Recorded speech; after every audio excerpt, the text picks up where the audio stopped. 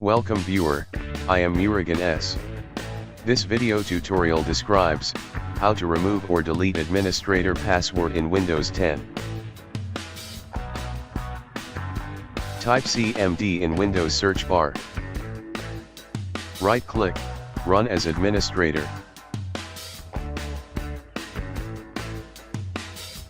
Click Yes to continue. Type net space user. I want to remove admin password. Type net space user space admin space start. Press enter key. Press enter key. Remove password successfully.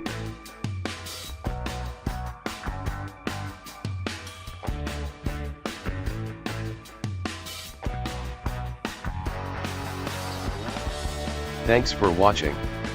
I hope this video tutorial helps to solve the problem. Please like, share and don't forget to subscribe my channel.